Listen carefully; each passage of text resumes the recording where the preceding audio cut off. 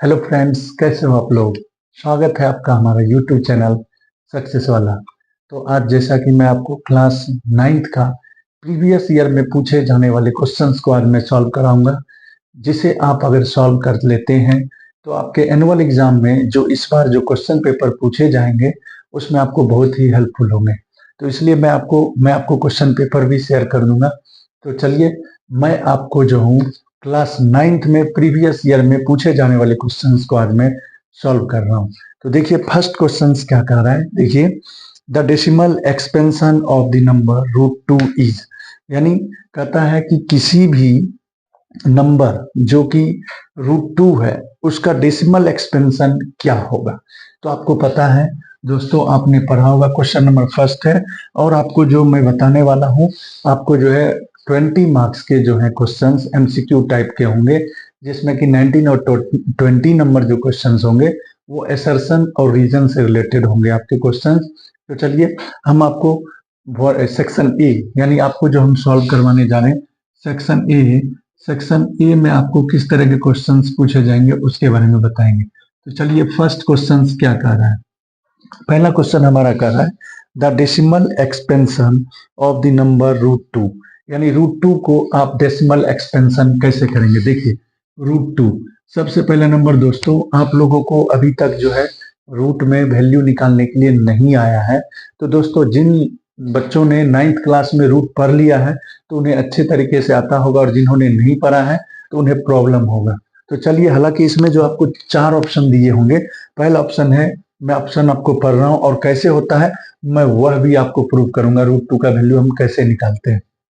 तो पहला एफिनाइट नंबर है, और बी में दिया हुआ है 1.4142, और सी जो है वह नॉन टर्मिनेटिंग रिक्वायरिंग है, और चौथा जो ऑप्शन है डी, वह दिया हुआ है नॉन टर्मिनेटिंग नॉन रिक्वायरिंग। तो देखिए, अब आपको मैं बताता हूं इन सारे ऑप्शन में क्या है। पहला नंबर एक फिनाइट नंबर।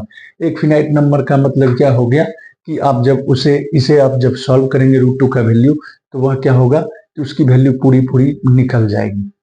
दूसरा जो दो वैल्यू दिया हुआ है वह 1.412 दिया हुआ है, 4142। तो चलिए, हम सॉल्व करते हैं। देखिए, √2 का वैल्यू हम कैसे निकालते हैं। आप लोगों ने जिन्होंने स्क्वायर रूट निकालने के लिए सीखा होगा उसे मैं बताता हूँ। देखिए, √2 का स्क्वायर रूट हम कैसे निकालते हैं। सबसे पहला नंबर आप क्या करना कि आप रूट में आप सबसे पहले नंबर कैसे निकालते हो। रूट हम यहाँ पर ऐसे एक लाइन खींच लेते हैं, जैसे पहले 1 टाइम्स में लगाते हैं, यहाँ भी 1 लिखते हैं, यहाँ भी 1। तो यहाँ पर आपको क्या होगा, यहाँ 1 लिखेंगे, 2 में से 1 गया 1, और यहाँ पर हम प्लस करके लिख लेते हैं, 2 आया। अब हम कैसे निकालेंगे। देखिए, हम डेसिमल देंगे अपने मन से डेसिमल, क्योंकि यहाँ पर जो है आपको पता है कि हम जब किसी भी डिजिट को निकालते हैं, उसे सॉल्व करते हैं, तो उसके बाद जो रिमाइंडर बनता है तो उसे हम कैसे डेसिमल में लाते हैं। तो रूट में रूल क्या होता है कि आपको कभी भी 0 पेयर में लेना है, तो हमको 3 या 4 अंकों तक निकालना है। तो मान लीजिए हम निकालते हैं, आपको 4 अंकों तक निकालते हैं, क्योंकि हमारा जो आंसर दिया हुआ है वह 4 अंकों तक है, तो हम 4 अंकों तक रूट में निकालते हैं, तो इसलिए 4 0 का पेयर लिए। अब देखिए, सबसे पहला नंबर इस 0 को उतारेंगे यहाँ से, तो इस 0 को उतारेंगे तो यहाँ पर हम कितने टाइम्स मिलेंगे, 4 टाइम्स मिलेंगे। यहाँ डेसिमल लगाएंगे और यहाँ पर 4 देंगे, और यहाँ पर 4 लेंगे तो यहाँ भी 4 से इंटू करेंगे, तो यह होगा 96। फिर इसे आप जब सॉल्व कीजिएगा, ये खत्म, इसे आप प्लस कर लीजिए, ये होगा आपको कितना, 28 हो जाएगा। फिर आप यहाँ पर से पेयर में 0 उतारिए, तो फिर आप क्या 0 उतारिएगा, तो आपको यहाँ पर देखिए 1 टाइम्स में लगाएंगे, तो यहाँ 1 लिखेंगे, यहाँ भी 1 लिखेंगे, और यहाँ पर इसको माइनस करते हैं, ये 9 होगा, 9 में से 8 जाएगा, 1 होगा, और यहाँ पर भी 1 होगा। फिर अब यहाँ पर आप प्लस कर लीजिए, ये 282 हो गया। फिर अब यहाँ पर देखिए, आपने ये 0 उतार लिया, अब इस 0 को हम यहाँ पर रखते हैं, तो यहाँ पर 2 0 होगा। फिर अब आप कितने टाइम्स में लगाएंगे तो इसे देखना है। आप यहाँ पर 4 टाइम्स में लीजिए, यहाँ भी 4 लिखिए और यहाँ भी 4 लिखिए। अब 4 से इंटू कीजिए, 4 4 जा 16, ये हो गया 9, ये हो गया 32, और यहाँ पर हो गया 3, 4 8 जा 11। जब आप इसे माइनस कर लीजिए, फिर से देखिए, 4 4 जा 16, 4 16 हो गया, 4 2 जा 8 9 हो गया, 4 8 जा 32 हो गया, बच गया 3, 4 2 जा 8 और 3 11 होता है। इसे आप माइनस कर लीजिए, तो ये होगा आपको कितना, 4 होगा, ये 0 होगा, और यहाँ पर आपको हो जाएगा 8, 8 में से हो गया 6, ये 0, ये 0, और यहाँ पर आप प्लस करेंगे तो 2, 2 8, 2 8 आ गया। फिर यहाँ से हम इस 0 को यहाँ से क्या कर लेते हैं, हम उतार लेते हैं, तो उतारेंगे। फिर अब आप यहाँ पर देखिए, आप जो है यहाँ पर आप क्या देख रहे हो, हमने जो सॉल्व किया, सॉल्व करने के बाद अब आपको जो है यहाँ पर 1 टाइम्स, यहाँ पर देखिए अब जो है हमने क्या किया, यहाँ से 2 0 को उतारेंगे, सॉरी 2 0 उतारिएगा। तो अब यहाँ पर आपको कितने टाइम्स में लगाना पड़ेगा, 2 टाइम्स में, तो 2 से इंटू कीजिए। तो अब देखिए यहाँ पर 4 होगा, यहाँ 16 होगा, यहाँ 5 होगा, यहाँ पर 16 होगा और यहाँ पर 5 होगा। जब आप माइनस कीजिएगा, ये 6 होगा, ये 3 होगा, यहाँ 13 में से 5 गया 8 हो गया, यहाँ 3 हो गया और यहाँ पर 0 हो गया। तो इस तरह से हमने जो है यहाँ 4 डिजिट तक निकाला। तो 4 डिजिट तक निकाला तो हमारा कितना आ गया, इसका जो आपको आया वैल्यू 4142। तो दोस्तों ये √2 का वैल्यू हमने आपको निकालने के लिए सिखाया, क्योंकि आपको देखिए, हालांकि ये 1 मार्क्स का क्वेश्चन है, मुझे इतना करने की जरूरत नहीं था, हम सीधे ऑप्शन में बोल देते इसका जो होगा √2 का वैल्यू कैसे होगा, तो 1.4142 होगा। लेकिन मैंने आपको इसलिए डिटेल से निकाल के बता दिया ताकि आपको अगर कभी भी रूट की वैल्यू निकालना हो तो आप इस तरह से निकाल सकते हो। तो मैंने आपको √2 का वैल्यू निकाल के बताया, तो यानी इसका ऑप्शन जो बी होगा वह आपका राइट होगा। तो आप इसे स्क्रीनशॉट ले ले। अब मैं आपको नेक्स्ट क्वेश्चन 2 नंबर बताऊंगा।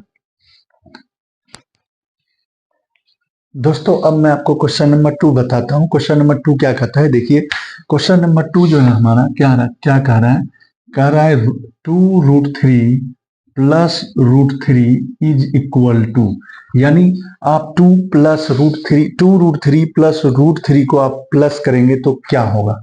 और देखिए इसमें आपको इसको प्लस करना है, तो आप कैसे प्लस करोगे, देखो सबसे पहला नंबर प्लस है, तो प्लस में आप क्या करोगे, देखो √3 यहाँ भी है, √3 यहाँ भी है, तो हम क्या करते हैं √3 को कॉमन ले लेते हैं। अब जब आप यहाँ से √3 को कॉमन ले लिए तो यहाँ पर बच गया 2, बीच में प्लस है, प्लस यहाँ पर बच गया 1। जब आप इसे प्लस कीजिएगा तो होगा 3√3, यानी अब देखिए इसमें 4 ऑप्शन दिया हुआ है। पहला ऑप्शन है 2√6, दूसरा है 6 और तीसरा है आपको 3√3 और फोर्थ ऑप्शन जो आपको है 4√6। तो इसका आंसर क्या होगा, option number C. Option number C जो होगा आपको इसका सही हो जाएगा। तो आप इसे क्या कर लीजिए, नोट कर लीजिए। अब मैं आपको नेक्स्ट क्वेश्चन नंबर 3 के बारे में बताऊंगा। दोस्तों अब आपको देखिए क्वेश्चन नंबर 3 क्या कहना है, which of the following is rational number, यानी इन सभी में से कौन सा रेशनल नंबर होंगे, तो आपको बताना है। तो सबसे पहला नंबर देखिए, रेशनल नंबर किसको बोलते हैं, जिसे हम P/Q के रूप में लिख सकते हैं, और जहां पर P और Q जो होता है वो इंटीजर्स होता है और Q की वैल्यू जो है 0 के इक्वल नहीं होना चाहिए। यानी एक तरीके से हम कह सकते हैं कि अब चूंकि यहाँ पर आप यह सवाल उठा सकते हो कि सारे नंबर तो रूट में है, सर ने बोला है P/Q के रूप में लिखने, तो देखिए अगर हमारा क्वेश्चन रूट में होता है, अगर रूट में हो तो जिसका हम रूट नहीं निकाल सकते, यानी जिसे हम उसे सॉल्व करेंगे, अगर सॉल्व करने के बाद वह नहीं होता यानी रूट से बाहर नहीं होता है, तो वह आपको क्या होंगे, वह रेशनल नंबर नहीं होंगे। तो अब चलिए पहला ऑप्शन है √37, तो √37 इज ए प्राइम नंबर, और प्राइम नंबर जो होंगे उसका आप रूट नहीं निकाल सकते हो, ठीक है। प्राइम नंबर जितने भी होते हैं उसका रूट नहीं निकलता है। दूसरी बात, यहाँ पे √2 है, आप √2 को आप अगर सॉल्व करिएगा तो देखिए √2 को सॉल्व कीजिएगा तो ये होगा 2 × 2 × 2 रूट, अगर आप इसे फाइंड करते हो, फाइंड कीजिएगा, इसका पेयर बाहर हो जाएगा, ये रूट के अंदर हो जाएगा। यानी पूरी तरह से अगर जिसका रूट रूट जो है उसको हम सॉल्व कर सकते हैं, रूट से बाहर कर सकते हैं, वही जो होगा रेशनल नंबर, नहीं तो वो कहलाएगा इरेशनल नंबर। तो यह रूट के अंदर है तो यह रेशनल नंबर हो गया। अब इसे सॉल्व करते हैं, देखिए 9 × 1 = 9, 9 × 3 = 27, तो रूट का 1 तो 1 होगा, बट 3 का रूट नहीं निकलेगा, तो यह भी रूट में हो गया। तो यह भी ऑप्शन हमारा क्या है, इरेशनल नंबर है। अब इसे सॉल्व करते हैं, देखिए 13 × 1 = 13, 13 × 9 = 117। तो अब देखिए √1 का रूट जो है 1 होगा, और √9 का जो स्क्वायर रूट निकालिएगा वो 3 होगा, तो 1/3 हो जाएगा। यानी इसका ऑप्शन डी जो होगा, इस क्वेश्चन का ऑप्शन डी जो होगा वह देखिए P अपॉन Q के रूप में हो गया, बाद बाकी सारे नंबर रूट के अंदर में है, तो इसलिए इसका ऑप्शन डी जो होगा वह राइट होगा, यानी इसका जो आंसर होगा D is a rational number. तो आप ऑप्शन डी को क्या कीजिएगा, पिकअप कर लीजिएगा। तो इस तरह से यह हो गया। अब मैं आपको क्वेश्चन नंबर 4 बताऊंगा। दोस्तों अब देखिए आपको क्वेश्चन नंबर 4 क्या कह रहा है, zero of the polynomial p x equal to 2x plus 3 is. अब आपको ऑप्शन इसमें दिया है, 3 ऑप्शन है, तो चलिए इसे हम सॉल्व करते हैं। 4 ऑप्शन है सॉरी, तो अब इसे सॉल्व कीजिएगा। तो इसका जीरो हमें पूछ रहा है, तो जीरो ऑफ द पॉलिनोमियल क्या है, यानी हम क्या करेंगे, यहाँ पर सबसे पहला number p x equal to zero, चूंकि जीरो का हमें जीरो फाइंड करना है तो पी एक्स को जीरो के इक्वल कर लेंगे, और पी एक्स की जो वैल्यू है वह यहाँ पर नोट कर लेंगे। पी एक्स इक्वल टू क्या है, 2x plus 3 equal to zero. जब आप इसे सॉल्व कीजिएगा 2x ये प्लस है, उधर जाके हो जाएगा माइनस। अब देखिए हमें x की वैल्यू निकालना है, ये मल्टीप्लाई में है, उधर जाके हो जाएगा डिवाइड में, तो यह हमारा आंसर हो गया -3/2। यानी अगर कोई भी पॉलिनोमियल दिया हो, अगर उसकी जीरो निकालना है तो पहले उसे हम जीरो के इक्वल कर लेते हैं, फिर उसे हम सॉल्व कर लेते हैं। इस इक्वेशन को सॉल्व किए 2x plus 3 equal to zero, 2x ये प्लस है उधर जाके माइनस, x मल्टीप्लाई में उधर जाके डिवाइड, तो -3/2 इज द राइट आंसर। तो आप इसको सॉल्व स्क्रीनशॉट लेते चलिए। अब मैं आपको क्वेश्चन नंबर 5 बताऊंगा। दोस्तों अब मैं आपको क्वेश्चन नंबर 5 के बारे में बता रहा हूँ। क्वेश्चन नंबर 5 क्या कर रहा है, देखिए the factorization of 4x square plus 8x plus 3 is. तो चलिए अब इसे हम सॉल्व करते हैं। तो सॉल्व करेंगे, देखिए आप लोगों ने फैक्टराइजेशन सीखा होगा, अगर आप लोगों ने फैक्टराइजेशन नहीं पढ़ा है तो मैं आपको फिर से बता देता हूँ फैक्टराइजेशन हम किसी भी नंबर का कैसे सॉल्व करते हैं। फैक्टराइजेशन का रूल क्या होता है वो मैं आपको बताता हूँ। रफ में आप सबसे पहले क्या करना, पहला काम, आप कभी भी फैक्टराइजेशन करोगे first term into third term कर लेना, यानी पहला टर्म को तीसरे टर्म से, ये पहला टर्म ये दूसरा ये तीसरा, तो फर्स्ट टर्म को, यानी फर्स्ट टर्म हमारा 4x स्क्वायर है और थर्ड टर्म क्या हमारा 3 है, इस दोनों को मल्टीप्लाई कर लेते हैं, 4 3 जा कितना होगा आपको 12x स्क्वायर होगा। पहला काम ये करेंगे। दूसरा काम क्या करना है आपको, जो भी नंबर यानी फर्स्ट टर्म और थर्ड टर्म को मल्टीप्लाई करने के बाद आता है, आप उसका क्या कीजिए, प्राइम फैक्टराइजेशन निकालिए। 12 का नंबर का निकालना है, 12 का कीजिएगा, यहाँ पर 2 6, यहाँ पर 2 3, ठीक है। अब हमें क्या करना है, अब हमें कॉम्बिनेशन बनाना है। अब हम क्या करेंगे, कॉम्बिनेशन कैसे बनाएंगे, हम दो नंबर को चूज करेंगे, ठीक है, दो नंबर इसी में से चूज करेंगे, जिसे कि हम प्लस करेंगे तो प्लस या माइनस करेंगे तो 8 आ जाए, और मल्टीप्लाई करें तो 12 आ जाए, इसी में से चूज करना है। देखिए तो इसमें से हम चूज करते हैं, देखिए हम ले लिए कितना, 6 ले लिए और 2 ले लिए। अब आप दोस्तों देखिए 6 को 2 के साथ प्लस कीजिए 8 हो जाएगा, यानी मिडल टर्म को हमको स्प्लिट करना होता है, यानी जो भी मिडल में होगा उसे आपको स्प्लिट करना है। किस तरह से स्प्लिट करना है, अगर आप उसे ऐड करोगे तो 8 होना चाहिए, तो और मल्टीप्लाई करोगे तो 12 होना चाहिए। तो चलिए ऐड करते हैं। तो अब हम क्या करेंगे, यहाँ पर ध्यान दीजिए, ये 4x स्क्वायर हो गया और 8x को आपने क्या लिख दिया, 6x प्लस 2x लिख दिया प्लस 3। ऐसा करते हैं, इधर लिख लेते हैं हम 2x, इधर लिख लेते हैं 2x, इधर लिख लेते हैं 6x। क्यों ऐसा किए, क्योंकि आप हमें क्या होगा, इधर कॉमन ले लेंगे, इसके साथ 2 आ जाएगा, इधर कॉमन ले लेंगे 3 आ जाएगा। तो इसलिए हम अपने सुविधा के अनुसार जहां पे कॉमन हम, जहां पर हम क्या कर सकते हैं, कॉमन लेंगे तो हमें आसानी हो, तो वैसे नंबर को एक साथ करेंगे। अब यहाँ पर दोस्तों देखिए, इस दोनों को एक साथ करेंगे तो यहाँ पर 4 है, यहाँ पे 2 है, तो दोनों में 2 कॉमन आ गया, और x स्क्वायर और x है तो x कॉमन होगा। हमेशा हम छोटे नंबर को कॉमन लेते हैं। तो अब यहाँ पर 2x को आपने कॉमन ले लिया, तो यहाँ पर क्या बच गया 2x, क्योंकि इस दोनों को इंटू करेंगे तो ये आना चाहिए, फिर प्लस यहाँ पर हो जाएगा 1। फिर आप देखिए इस दोनों में 6x और 3 में छोटा नंबर है 3, 3 को कॉमन लेंगे, यहाँ पर आ गया हमारा 2x प्लस यहाँ पर बच जाएगा हमारा 1। इस तरह से अब जो है यह दोनों जो हमारा इक्वल है इसे एक साथ लिख लीजिए, तो यह होगा 2x प्लस 1, और यह जो हमारा बच गया रिमाइंडर जो पार्ट बच गया है वो 2x प्लस 3 बचा है, उस दोनों टर्म को आप एक साथ कर लीजिए। तो इस तरह से हमारा हो गया 2x प्लस 1 और 2x plus 1 into 2x plus 3। इसका ऑप्शन जो बी है वह आपको सही होगा, तो आप इसे स्क्रीनशॉट ले लीजिए। अब मैं आपको क्वेश्चन नंबर 6 के बारे में बताऊंगा।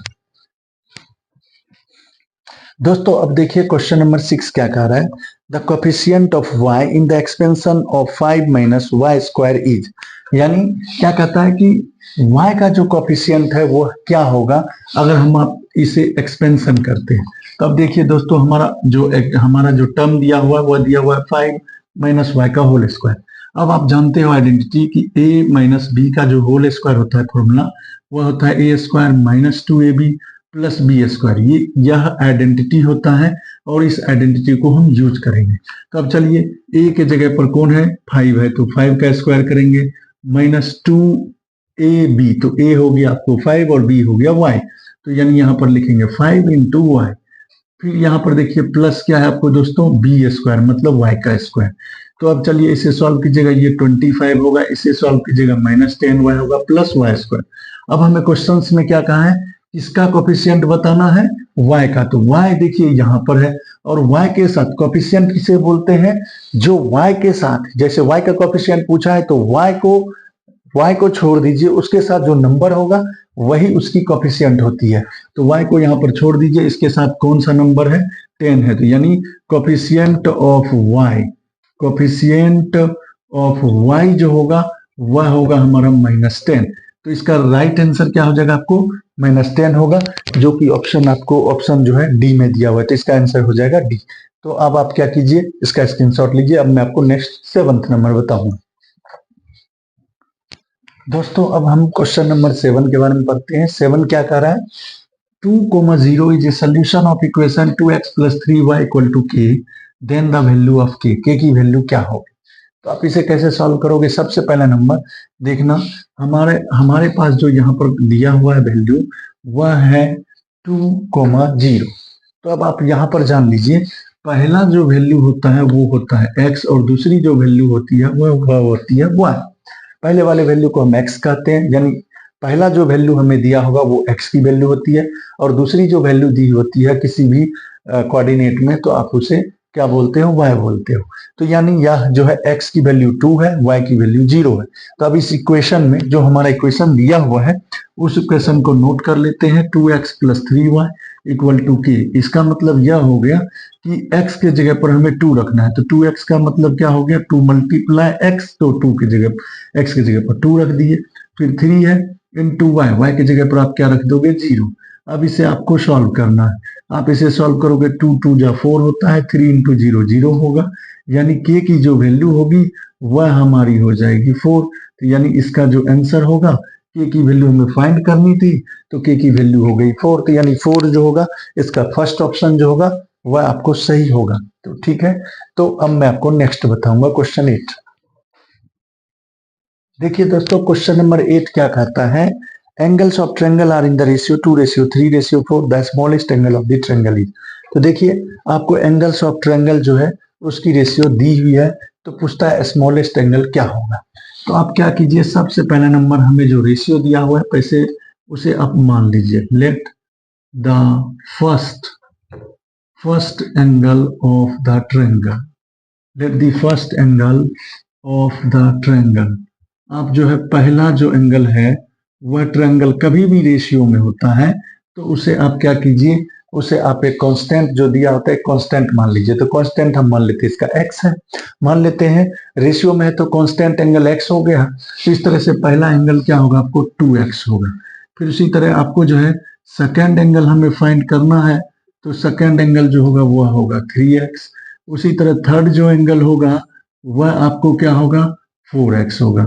और आप क्या जानते हो कि ट्रायंगल का जो सम होता है वह होता है 180 डिग्री। आप क्या जानते हो कि एंगल जो होता है सम ऑफ एंगल ऑफ ट्रायंगल वह होता है 180 डिग्री। एंगल सम प्रॉपर्टी आप जानते हो, angle sum property of triangle, angle sum property of triangle जो होता है वह होता है 180।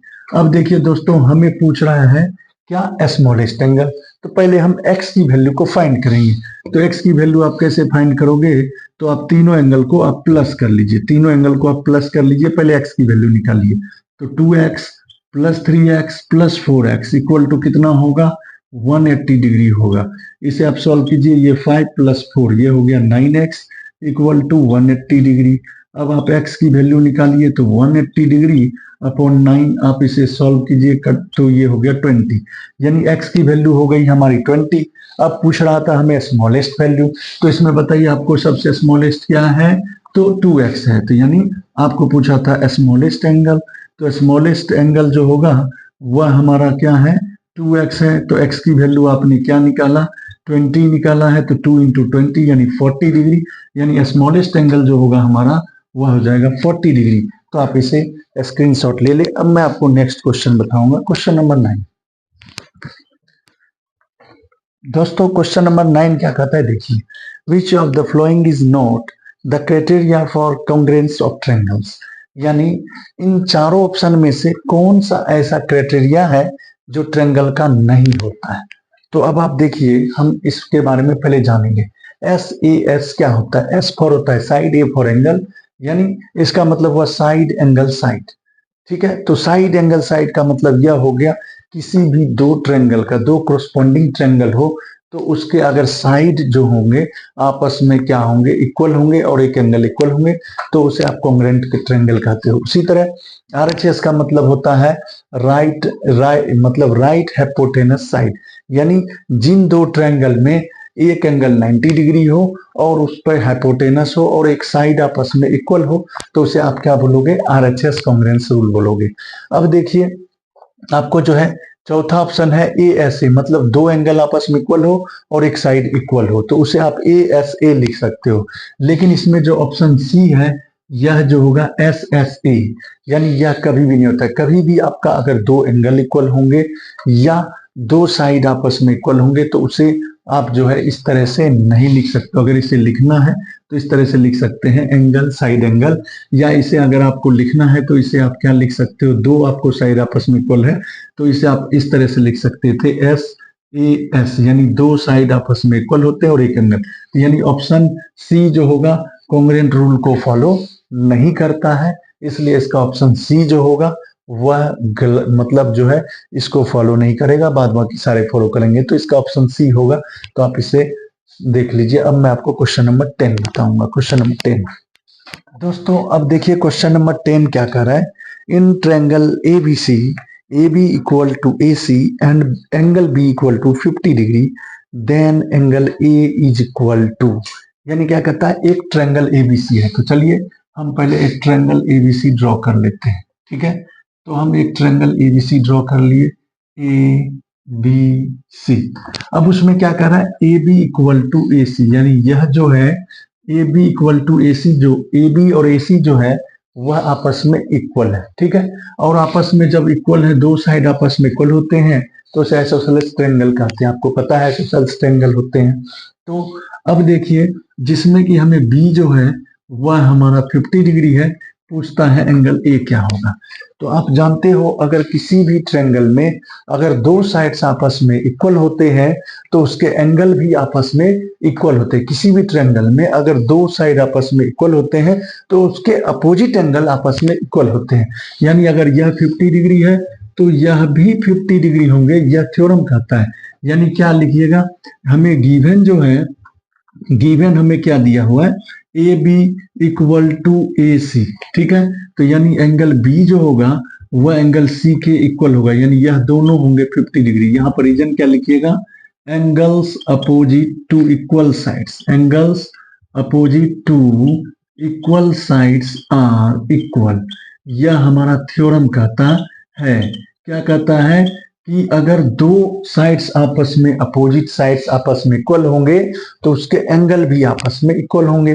तो वही लिखे, angle opposite to equal sides are equal, यानी यह हमारा B अगर 50 है तो C भी 50 होगा। और हमें पूछ रहा है एंगल A, तो अब आपको पता है कि एंगल सम प्रॉपर्टी से वी नो, हम क्या जानते हैं, we know that angle sum property, angle sum property of triangle, angle sum property of triangle equal to कितना होता है, 180 डिग्री होता है। इसके आधार पर हम कह सकते हैं कि angle A plus angle B plus angle C equal to क्या होंगे दोस्तों, 180 डिग्री होंगे। हमें एंगल A की वैल्यू निकालना है, एंगल B हमारा 50 डिग्री है और एंगल C भी हमारा 50 डिग्री है। तो इस आधार पे हम एंगल ए कैसे निकालेंगे, तो ये है जो हमारा 50 प्लस 50 होगा 100, तो 180 में से अगर हम 100 को माइनस कर लेते हैं तो यह हो गया हमारा 80 डिग्री। तो यानी एंगल ए की वैल्यू हमें फाइंड करना था, तो एंगल बी की जो वैल्यू होगी वह एंगल ए की जो वैल्यू होगी वह होगी 80 डिग्री। यानी इसका जो ऑप्शन होगा वो ऑप्शन डी होगा। Option D is the right answer. आप इसका स्क्रीनशॉट ले लें। अब मैं आपको नेक्स्ट क्वेश्चन बताऊंगा, आप इसका स्क्रीनशॉट ले लें। दोस्तों अब हम क्वेश्चन नंबर 11 के बारे में पढ़ते हैं। क्वेश्चन नंबर 11 क्या कहता है उसे आप देखेंगे फिर समझते हैं क्या कहता है हमें। क्वेश्चन नंबर 11 क्या कहता है, ABCD is a rhombus such that angle ACB equal to 40 degree then angle ADB। यानी आपको एक ABCD एक रोहम्बस है, तो पहले हम क्या करते हैं ABCD एक रोहम्बस बना लेते हैं। ठीक है, ABCD एक रोहम्बस हम बना लेते हैं। ठीक है, मान लीजिए ABCD हमें एक रोहम्बस बनाना है, रोहम्बस बना लेते हैं। ठीक है, अब आप क्या करिए इसको इधर मिला लीजिए, चारों साइड्स आपस में, जिसके चारों साइड्स आपस में इक्वल होते हैं। एक मिनट थोड़ा सा,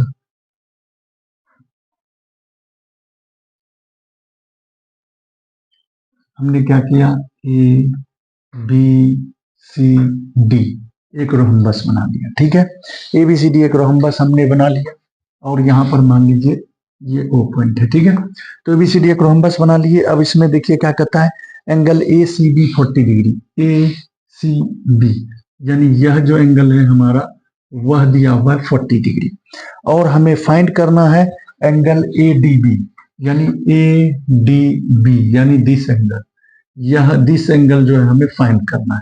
तो चलिए कोई नहीं, हम कर लेते हैं इसको।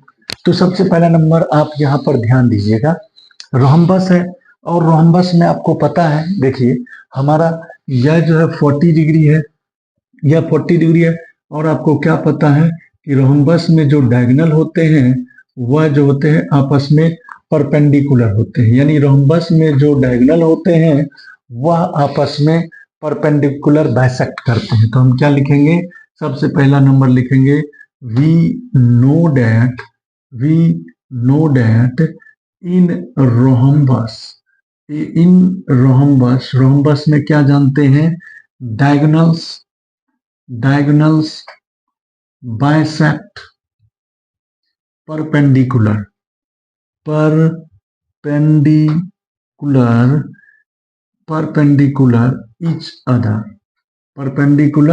Each other. यानी हम क्या जानते हैं कि रोहम्बस में जो डायगोनल होते हैं वह जो बाइसेक्ट करते हैं परपेंडिकुलर, यानी यह जो एंगल होगा वह होगा 90 डिग्री होंगे, यह भी 90 होंगे, यह भी 90 होंगे, यानी हर एक एंगल 90 होंगे। बट हम क्या करेंगे, इस एंगल को सिर्फ अभी जानते हैं, क्योंकि इस एंगल से आपको क्या होगा, यह एक ट्रायंगल होगा। तो चलिए हम चलते हैं पहले इन ट्रायंगल, आप चलो BOC में चलते हो, BOC में चलो।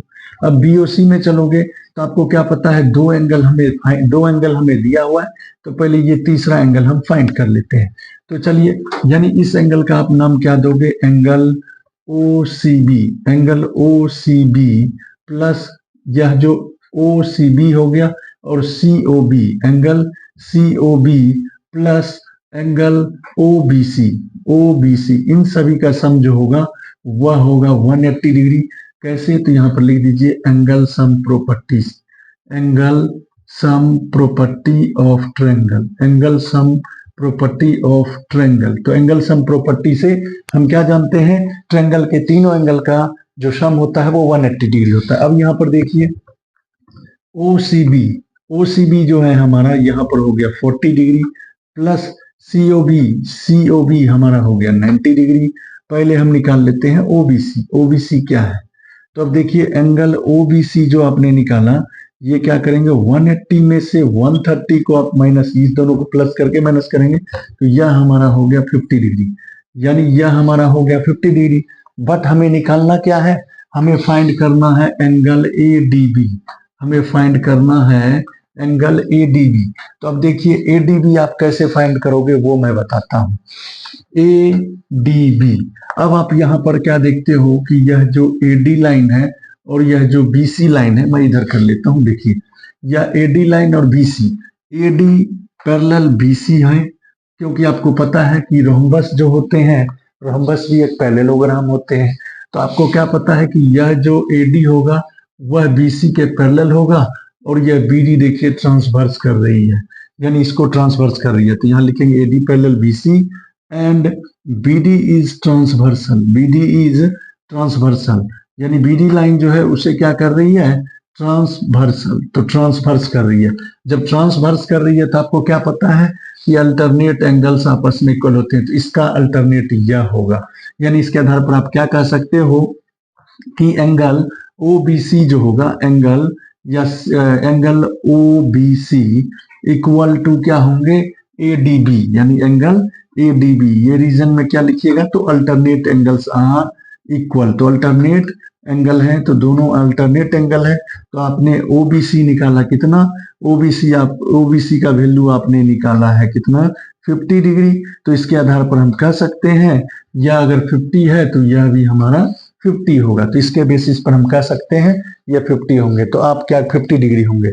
तो आप क्या कीजिए, इसके फिर से मैं आपको बता देता हूं। सबसे पहला नंबर, हमें ACB एक ट्रायंगल की, एक रोम्बस में ACB की वैल्यू दी हुई है और पूछ रहा है ADB की। तो हमने क्या किया, एक रोम्बस को ड्रॉ किया, और आपको पता है ये देखिए एक छोटा सा ट्रायंगल है, और आपको पता है ये BD और AC आपस में डायगोनल है, और डायगोनल रोम्बस में क्या करते हैं, वो 90 डिग्री पर बाइसेक्ट करते हैं। तो यह 90 डिग्री हो गया, ये 40 डिग्री हो गया, तो 90 प्लस 40 कितना होता है आपको, 130 होता है। तो यह एंगल हो गया 50, और आप क्या जानते हो, यह जितना एंगल होगा उसका अल्टरनेट यह होगा, तो इसके आधार पर यह हो गया 50। तो आप इसका स्क्रीनशॉट ले ले। अब मैं आपको नेक्स्ट क्वेश्चन बताऊंगा, 12 नंबर। दोस्तों अब मैं आपको क्वेश्चन नंबर 12 के बारे में बताऊंगा। क्वेश्चन नंबर 12 देखिए हमें क्या कहता है। क्वेश्चन नंबर 12 देखिए बहुत ही अच्छा क्वेश्चन पूछा गया है। देखिए क्या कह रहा है, कहता है इफ द एंगल्स ABCD, यानी the angles A, B, C and D of quadrilateral ABCD taken in order. तो चलिए हम एक क्वाड्रिलेटरल अपने मन से ड्रॉ कर लेते हैं, एक क्वाड्रिलेटरल अपने मन से हम ड्रॉ कर लेते हैं, ठीक है। तो एक क्वाड्रिलेटरल हमने क्या किया, ड्रॉ कर लिया, और वह कह रहा है ABCD है। तो ABCD एक क्वाड्रिलेटरल है, taken in order in the ratio 3:7। देखिए इसका जो रेशियो दिया हुआ है वह दिया हुआ है 3:7:6:4। देन ABCD इज ए, तब ABCD क्या होगा, रोम्बस होंगे, पैरेललोग्राम होंगे, ट्रेपेजियम होंगे या काइट होंगे। यानी हमें रेशियो दिया हुआ है। अब इससे हमें यह पता करना है कि यह किस टाइप के क्वाड्रिलेटरल होंगे, पैरेललोग्राम होंगे, ट्रेपेजियम होंगे, रोम्बस होंगे या काइट होंगे। तो चलिए इस क्वेश्चन को हम सॉल्व करते हैं। सबसे पहले नंबर हम क्या जानते हैं, हम क्या जानते हैं कि we know that the sum of all angles of quadrilateral, the sum of all angles of quadrilateral equal to कितना होता है, 360 डिग्री होते हैं। क्या जानते हैं कि जितने भी एंगल्स होंगे क्वाड्रिलेटरल में उन सभी का सम होंगे, आपको कितने होंगे, तो 360 डिग्री होंगे। तो चलिए पहला एंगल जो है, जैसे हमें फर्स्ट एंगल निकालना है तो हम क्या करेंगे, 3 यहाँ पर हम मतलब ये एंगल A निकालना है। मान लीजिए यह हमारा हो गया 3x, यह मान लीजिए हमारा हो गया 7x, या 3, यह मान लीजिए हमारा 3 है, 3x है, या 3 है, या 7 है, या 6 है, या 4 है, x मान लीजिए 3x, 6x, 7x, 4x, ठीक है।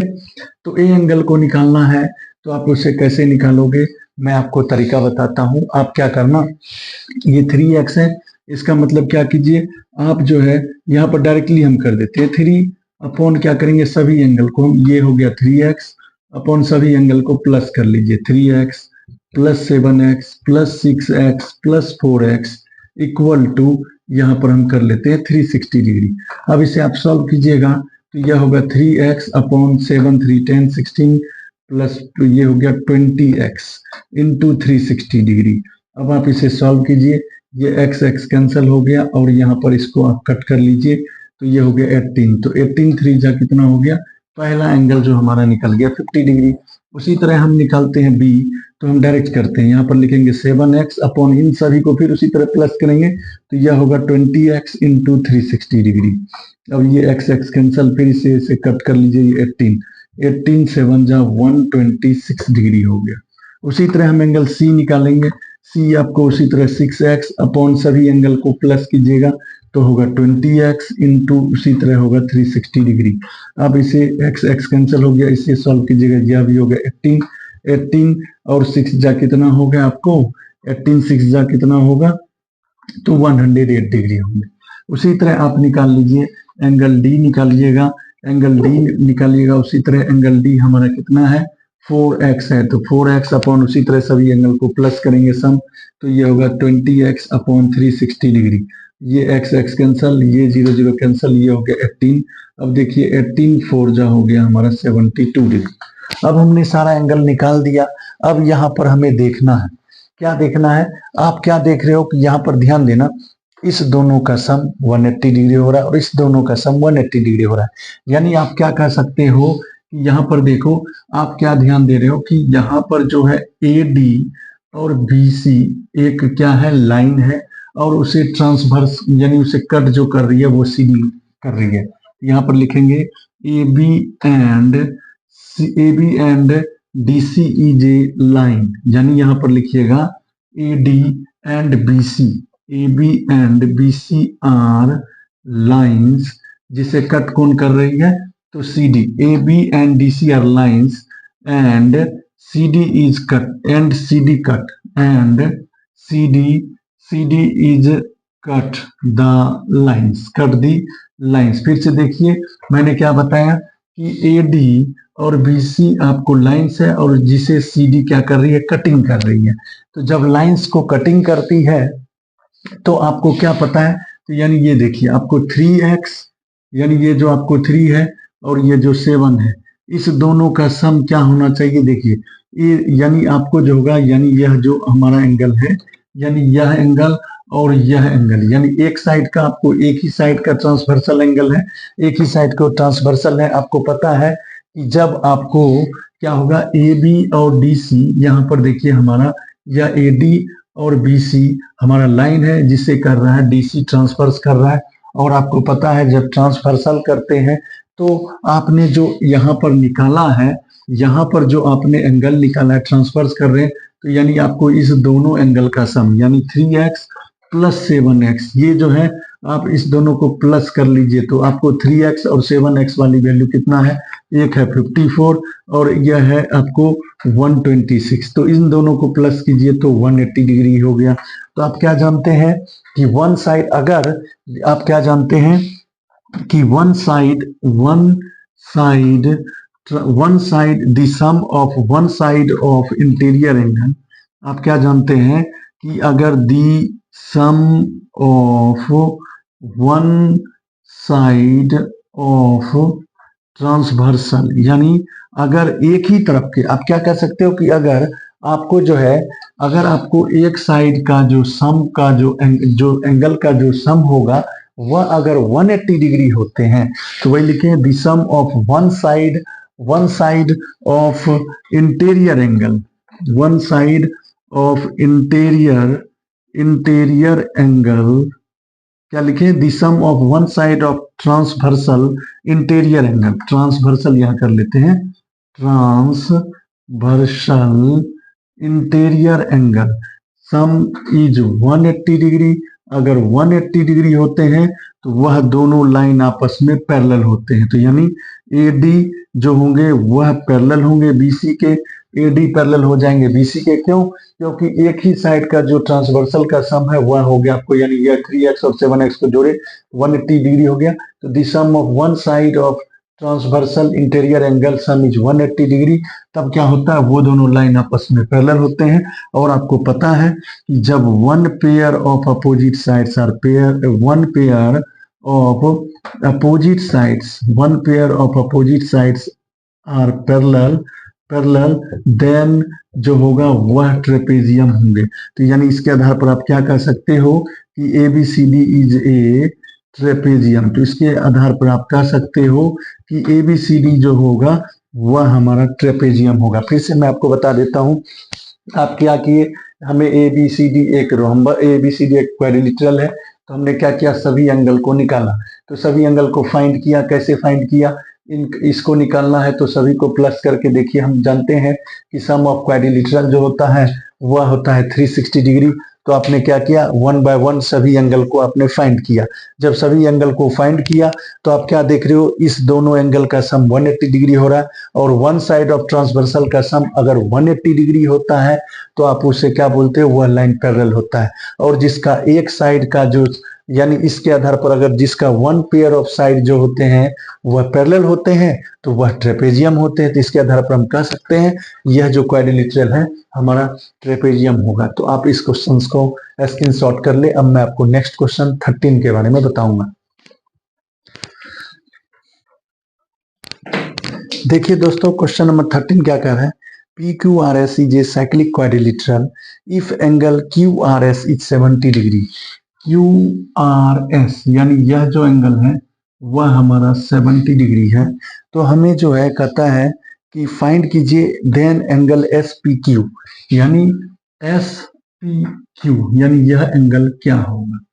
तो आप क्या जानते हो कि अगर कोई भी जो होते हैं, अगर सर्कल के अंदर आपको दिया हुआ है कि यह जो है PQRS एक साइक्लिक क्वाड्रिलेटरल है, यानी PQRS एक साइक्लिक क्वाड्रिलेटरल है, तब हमें जो है एंगल SPQ ज्ञात करना है, यानी SPQ यह एंगल हमें ज्ञात करना है।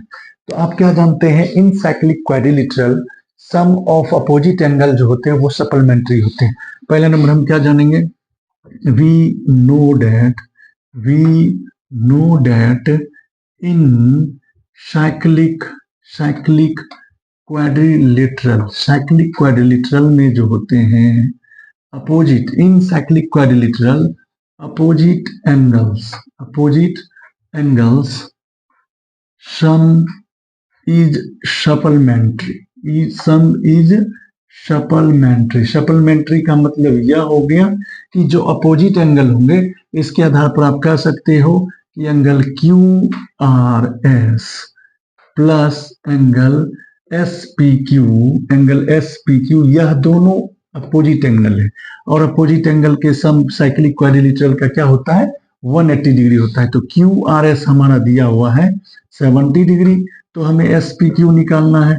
तो आप क्या कीजिएगा, आप SPQ निकालना है तो आप क्या कीजिएगा, 180 में से 70 को माइनस कर लीजिए, तो हमारा आंसर कितना हो जाएगा, 110 डिग्री होगा। यानी यह एंगल QRS और SPQ दोनों अपोजिट एंगल है, और साइक्लिक क्वाड्रिलेटरल में अपोजिट एंगल के सम होते हैं 180 डिग्री। तो यह 70 है तो यह 110 हो जाएगा। तो इस तरह से आप इस क्वेश्चन का स्क्रीनशॉट लीजिए। नेक्स्ट क्वेश्चन आपको 14 नंबर बताएंगे। दोस्तों अब मैं आपको क्वेश्चन नंबर 14 बताऊंगा। देखिए क्वेश्चन नंबर 14 क्या कह रहा है, if AOB is a diameter of circle and AC equal to BC, then angle CAB equal to what? तो चलिए, हमें क्या कहता है कि AOB एक डायमीटर है सर्कल का, और AC जो है वह BC के इक्वल है, तब हमें वैल्यू निकालना है CAB का। तो चलिए, सबसे पहला नंबर हम क्या जानते हैं, वी नो डैट। सबसे पहला नंबर हमें पता होना चाहिए, we know that diameter of a circle, diameter जो होता है subtend, diameter subtend a right angle of the circle. आपको सबसे पहला नंबर जानना चाहिए कि डायमीटर जो होती है वह हमेशा राइट एंगल बनाती है। इसके आधार पर यह जो होगा आप कह सकते हो कि एंगल BCA जो होगा वह 90 डिग्री फॉर्म करेगा। इसको हम पहला के लिए अभी क्वेश्चन नंबर 1 मान लिखते हैं। We know that diameter subtend a right angle of the circle, या ऑन द सर्कल कह सकते हो, ऑन द सर्कल लिख दीजिए, ऑन द सर्कल। यानी जो डायमीटर होती है वह हमेशा 90 डिग्री का एंगल फॉर्म करती है। इसके और भी रीजन है, आपको क्या रीजन है वो मैं बताऊंगा। तो चलिए, तो कहने का मतलब diameter subtend A right angle on the circle, ये थ्योरम में आपने पढ़ा होगा। तो इसके आधार पर एंगल BCA हो गया 90 डिग्री। अब क्या जानते हो, हमें जो गिवन है AC इक्वल टू BC, या AC इक्वल टू BC यानी यह साइड आपस में इक्वल है, तो यह एंगल और यह यानी एंगल A जो होंगे एंगल B के भी आपस में इक्वल होंगे। इसके आधार पर आप क्या कह सकते हो कि CAB angle CAB equal to BCA angle BCA। Reason आप क्या लिखिएगा, सॉरी ये होगा CBA।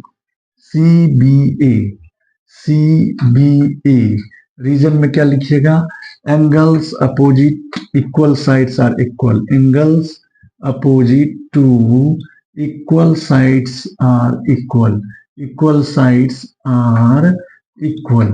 आप क्या जानते हो कि angle opposite equal sides are angle, अगर दो साइड आपस में इक्वल होते हैं तो उसके अपोजिट एंगल भी आपस में इक्वल होते हैं, ठीक है।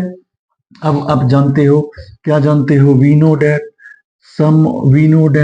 क्या जानते हो, angle sum property, angle sum property of triangle, angle sum property of triangle equal to 180 degree. मान लीजिए यह दोनों जो है x है, यह मान लीजिए x डिग्री, यह भी अगर यह x डिग्री है तो यह भी हमारा क्या होगा, x डिग्री होगा। तो इसके आधार पर हम क्या कह सकते हैं कि एंगल जो होगा CAB plus angle CBA plus angle BCA equal to क्या होगा, आपको 180 डिग्री होगा। अब आप देखिए CAB और ये देखिए CAB और ABC कैसे कह दीजिए या CBA कह दीजिए, यह दोनों आपने माना है x डिग्री, तो यह भी x डिग्री इक्वल टू यह आपका है 90 डिग्री, 180 ये हो गया 180। तो इसके आधार पर यह हो गया हमारा 2x degree plus 90 degree equal to 180 degree. अब आप इसे सॉल्व कीजिए, इसे सॉल्व कीजिएगा तो ये 90 उधर जाएगा, तो 2x इक्वल टू क्या होगा, 180 डिग्री माइनस 90 डिग्री, तो यह हो गया हमारा 2x equal to 90 degree. Therefore x equal to 90 degree upon 2, यानी x की वैल्यू हो गई कितना आपको, 40 डिग्री। यानी यह और यह दोनों एंगल जो होंगे वह 40 डिग्री होंगे, 45 डिग्री होंगे, सॉरी 45 डिग्री, 90 अपॉन 2 45 डिग्री। तो हमें पूछा था एंगल CAB, तो CAB जो आपने कितना निकाल लिया, तो CAB की हो गई हमारी वैल्यू 45 डिग्री। तो यानी CAB की वैल्यू 45 डिग्री होगा। आप इस क्वेश्चन का स्क्रीनशॉट ले लें। अब मैं आपको नेक्स्ट क्वेश्चन नंबर 15 के बारे में बताऊंगा। तो दोस्तों अब देखिए, हम आपको बताएंगे क्वेश्चन नंबर 15 क्या कहता है। क्वेश्चन नंबर 15 कह रहा है the radius of sphere is 2r then its volume will be, यानी एक स्फीयर है जिसकी जो है रेडियस वह 2r है। तो चलिए एक स्फीयर हम बना लेते हैं, एक स्फीयर जिसकी रेडियस यानी लिखते हैं रेडियस। क्वेश्चन नंबर आपको 15 देखिए क्या कह रहा है, radius of sphere, radius of sphere जो है वह 2r है। तो पूछता है इसकी वॉल्यूम क्या होगी। तो आपको पता है दोस्तों कि वॉल्यूम ऑफ स्फीयर जो होता है वह क्या होता है, 4/3 पाई आर क्यूब, यानी वॉल्यूम आपको रेडियस स्फीयर का 2r दिया हुआ है, पूछता है वॉल्यूम क्या होगा। वॉल्यूम ऑफ स्फीयर का फॉर्मूला होता है 4/3 पाई आर क्यूब। तो चलिए अब इसे सॉल्व करते हैं। 4/3 हो गया, पाई को पाई रहने दीजिए और r के जगह पर रख लीजिए 2r, तो 2r का होल क्यूब कीजिए। तो ये 4/3 पाई इंटू 2r का होल क्यूब कीजिएगा तो ये होगा 8r क्यूब, और आप इसे जब इंटू कीजिएगा तो 8 4 जा 32 पाई r क्यूब अपॉन 3, तो यह इतना सेंटीमीटर क्यूब आप आंसर कर सकते हो। सेंटीमीटर क्यूब है, सेंटीमीटर मीटर है मीटर, जो भी होगे वह आप लिख देना, या तो आप अगर यूनिट नहीं दिया है तो आप इसी पे छोड़ दीजिए। तो यानी इसका जो ऑप्शन होगा वह हो जाएगा ऑप्शन नंबर सी, यानी option number C 32/3 pi r cube होगा। कैसे होगा, तो देखिए रेडियस ऑफ स्फीयर हमें 2r दिया हुआ था और वैल्यू पूछा, तो वॉल्यूम ऑफ स्फीयर होता है 4/3 पाई आर क्यूब, r के जगह पर हमने रख दिया 2r। अब 2r को आप 3 टाइम्स आप इंटू कीजिएगा तो होगा 8r, 8 4 जा 32 होता है, तो 32/3 pi r cube is right answer. आप क्वेश्चन नंबर 15। अब मैं आपको नेक्स्ट क्वेश्चन 16 कराऊंगा। दोस्तों अब देखिए क्वेश्चन नंबर 16 क्या कर रहा है, the range of the data. आपको ये क्वेश्चन दिया हुआ है, इसमें डाटा आपको फाइंड करना है, इस डाटा का रेंज फाइंड करना है। तो आपको सबसे पहला नंबर पता होना चाहिए दोस्तों कि रेंज आखिर होता क्या है। तो रेंज जो होता है, रेंज का जो फॉर्मूला होता है वो होता है highest value minus lowest value, highest value minus lowest value, यानी इस डाटा में जो सबसे बड़ा वैल्यू है और जो सबसे छोटा वैल्यू है उसे आप माइनस कर लीजिए। तो हाईएस्ट वैल्यू आप क्या देख रहे हो, इन सभी में हाईएस्ट वैल्यू क्या है, 39 है, और लोएस्ट वैल्यू आप क्या देख रहे हो, लोएस्ट वैल्यू क्या है आपको 7 है। तो हाईएस्ट में से लोएस्ट को माइनस कर लीजिए, जो होगा वही उस डाटा की रेंज होती है। तो इसके आधार पर हम कह सकते हैं सबसे हाईएस्ट वैल्यू है 39 और सबसे लोएस्ट वैल्यू है आपको 7। 39 में 7 को माइनस करेंगे तो कितना हो जाएगा 32, यानी 32 इज द राइट आंसर। अब मैं आपको नेक्स्ट क्वेश्चन 17 के बारे में बताऊंगा। दोस्तों अब आपको नेक्स्ट क्वेश्चन 17 नंबर देखिए क्या बोलता है। 17 नंबर क्वेश्चन कहता है the class interval 10 to 20, 20 to 30, the number 20 is included in 10 to 20 या 20 to 30, both the intervals, none of this. अब आपको देखिए इसमें जो कहता है कि अगर हमें क्लास इंटरवल 10 से 20 है और 20 से 30 है, तो इसमें 20 किस में रखा जाएगा, इस क्लास में रखा जाएगा या इस क्लास में रखा जाएगा। तो मैं आपको बता देना चाहता हूं दोस्तों, अगर कोई भी क्लास इंटरवल अगर 10 to 20 हो, जैसे यहाँ पर 20 to 30 है, तो अब पूछ रहा है कि 20 जो है इसमें इस पहले वाले में आएंगे या दूसरे वाले में आएंगे। तो मैं आपको बता देना चाहता हूं दोस्तों कि कभी भी कोई भी क्लास इंटरवल में जहां जैसे 10 से 20 है, तो इसमें आप 10 से लेकर 19 तक के नंबर को रखेंगे, 20 को इसमें नहीं रखेंगे। यानी 10 to 20 का मतलब यह हुआ कि उसके बीच में होना चाहिए, 19 तक होगा इसमें 20 नहीं रख सकते। अब जो आपको यहाँ 20 to 30 है, तो इसमें आप 20 को ले सकते हो, इस क्लास इंटरवल में 20 को लोगे। तो यानी आपको जो ऑप्शन होगा वह 20 को आप किस में रखिएगा, तो 20 to 30 में रखिएगा, ना कि 10 to 20 में। तो इसका सही ऑप्शन होगा 20 to 30 में रखते हैं। तो ये हो गया आपको सही आंसर। अब आपको मैं नेक्स्ट क्वेश्चन 18 बताता हूं। देखिए क्वेश्चन नंबर 18 क्या कहता है दोस्तों। अब मैं आपको क्वेश्चन नंबर 18 के बारे में बताता हूं।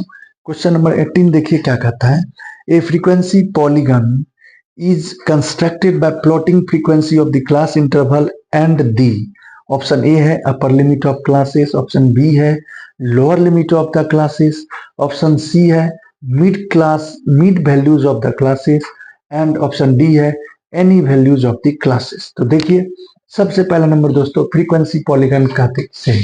तो a frequency polygon is a graph constructed by using lines, यानी फ्रीक्वेंसी पॉलीगन एक ऐसी ग्राफ होती है जिसमें हम जो कंस्ट्रक्ट करते हैं उसमें जो लाइंस का यूज करते हैं उसमें क्या होता है, तो मिड पॉइंट्स होता है। और वो किसके मिड पॉइंट्स होते हैं, तो इच क्लास इंटरवल का, यानी मिड पॉइंट भी होते हैं। यानी आप जब ग्राफ ड्रॉ करोगे फ्रीक्वेंसी पॉलीगन में तो मिड पॉइंट भी होंगे और उसके प्रत्येक क्लास इंटरवल के मिड पॉइंट को हम ज्वाइन करते हैं। तो इसमें ऑप्शन आपको क्या होगा, तो mid values of the classes, यानी आपको ऑप्शन सी होंगे इसके राइट आंसर होंगे।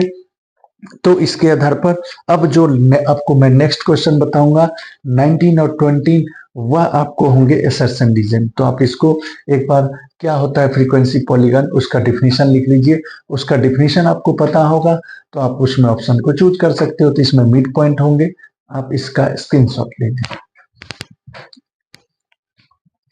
दोस्तों अब मैं आपको क्वेश्चन नंबर 19 के बारे में बताऊंगा। 19 और 20 जो होंगे वह आपको असर्शन और रीजन से रिलेटेड क्वेश्चन होंगे। उसमें आप लोगों ने दोस्तों असर्शन रीजन आप लोगों ने मतलब 7, 8, 9 में आप और 10 में पढ़ते आए होंगे। तो आपको एक बार मैं फिर से उसका जो डायरेक्शन है मैं बता देता हूं कि असर्शन में जो होता है हम ए ऑप्शन किसके लिए लिखते हैं, बी ऑप्शन किसके लिए लिखते हैं, सी ऑप्शन किसके लिए लिखते हैं और डी ऑप्शन किसके लिए लिखते हैं, एक बार मैं आपको बता देना चाहता हूं। जब आपका both assertion and reason are true, अगर आपका एसर्शन और रीजन दोनों ट्रू हो और reason is the correct explanation of assertion, तो आप उसके लिए ऑप्शन ए लिखना। ऑप्शन बी क्या कहता है, both assertion and reason are true, यानी एसर्शन रीजन दोनों ट्रू हो but reason is not correct explanation of assertion, यानी रीजन जो हो एसर्शन का करेक्ट एक्सप्लेनेशन नहीं करता है, तो उसके लिए आपको बी ऑप्शन लिखना है।